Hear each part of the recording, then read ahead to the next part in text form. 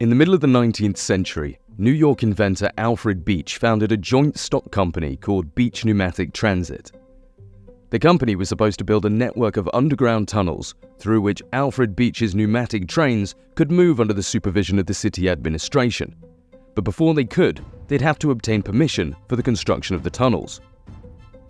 For some reason, either because of opposition from the railroad tycoons or possibly because of fear of city collapses due to the construction of the tunnels, Alfred did not receive an official permission.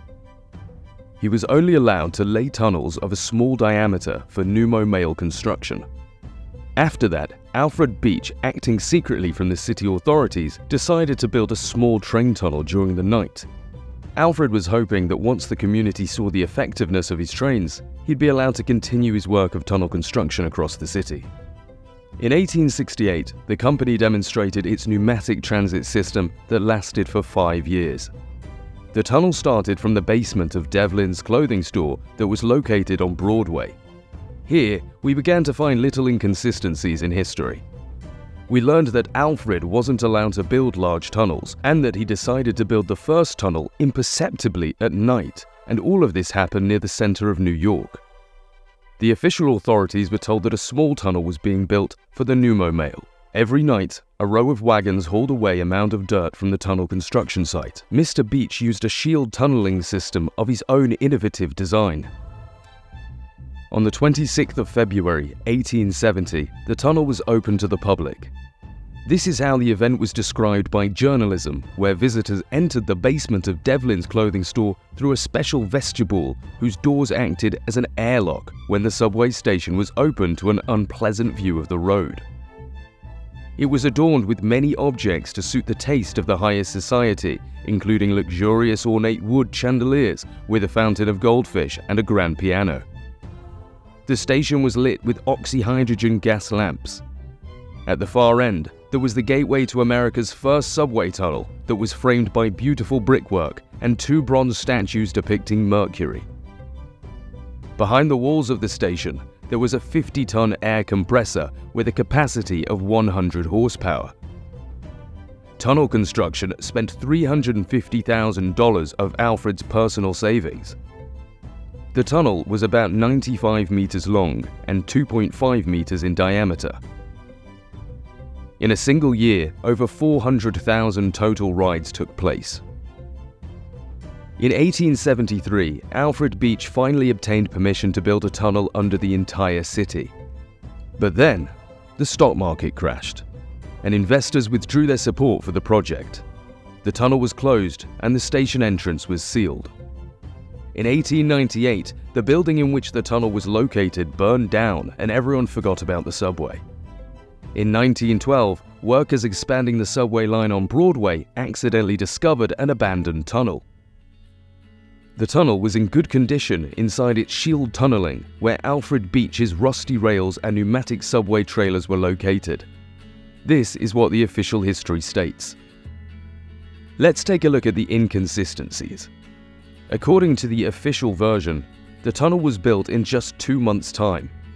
During this period, they drilled 100 meters underground. They lined this entire pipe with bricks. They built an underground station with good finishing and installed a 50-ton compressor. Everything was set up, and after that, they began to carry passengers. Researchers have suggested that this is an unrealistic time frame, despite the fact that most of the work was carried out at night. In 1912, the tunnel was rediscovered. Now, imagine discovering a unique construction from the last century. The authorities should be proud of the achievements of their recent ancestors. They should be displayed in a museum of the first American subway, restoring the wagons and allowing all to see. But none of this happened, with the lost trailers from the tunnel probably being disposed of as scrap. In 1932, New York's historical community commissioned a plaque in honor of Alfred Beach that was supposed to be installed in the City Hall. However, for some peculiar reason, the board is still not installed to this day. For some reason, the authorities don't really like to remember the creator of the first subway, even though in England, Brunel, who first built the subway of the Thames Tunnel, is now being honoured as a national hero. Let's look at this photo. there's a rectangular void at the tunnel's bottom. Now, let's return to the drawings of the English engineer Brunel. Look at these early sketches of the futuristic tunnel that was built under the Thames. It's really identical to the American tunnel. It looks like Brunel made an exact copy of the American tunnel. But this would be impossible because Brunel drew his sketches at the beginning of the 19th century. He couldn't have seen the American tunnels at that time. So perhaps events happened in reverse. The American engineer saw Brunel's sketches and created a tunnel based on them. However, this too would seem impossible, as these early sketches of Brunel hadn't been published before, which meant the American couldn't have seen them. Researchers have suggested that the perspective applies to England, in which they drew sketches based on real tunnels that they had seen with their own eyes. These tunnels, of course, being ancient. Another tunnel in America was discovered with all the working equipment from compressor to wagons. So what did the authorities do? They cleared the tunnel, renovated it, and 2 months later, people were using it. Archaeologists had wanted to unearth other tunnels, but for some reason, they were not allowed. There is another hypothesis. Some researchers have suggested that Brunel's sketches might have been made in St. Petersburg. In 1814, Brunel was invited into St. Petersburg, where Alexander I wanted him to build a tunnel under the Neva River. But then for some reason, the project was rejected. Researchers and archaeologists discovered that from Kronstadt under the Gulf of Finland to St. Petersburg, there is an underground passage now in use by the army. And we wouldn't be surprised if it looks similar or exactly the same as this first American subway. This is the oldest Canadian tunnel, and in modern times, it's being used as a sewer. So let's examine what the sewage system in London looks like, which was built in the 19th century. Now, let's look at these photographs taken in 1904 of the New York subway opening ceremony. Look at this wretched railway wagon. A huge tunnel with such a miserable car doesn't match at all. Because 50 years ago, Alfred Beach used an almost modern type of wagon. But in 1904, they built such miserable, dilapidated wagons. Now let's move to Paris and have a look at this destroyed tunnel, as it was covered with a second tunnel that topped it up. The left side has been drilled and the right side hasn't been yet. The shape of this small tunnel is identical to the New York tunnel. Here, they just dug out an ancient tunnel. Here on the left, we can see the workers are busy dismantling the ancient tunnel. In this photo, they are reinforcing an ancient wall.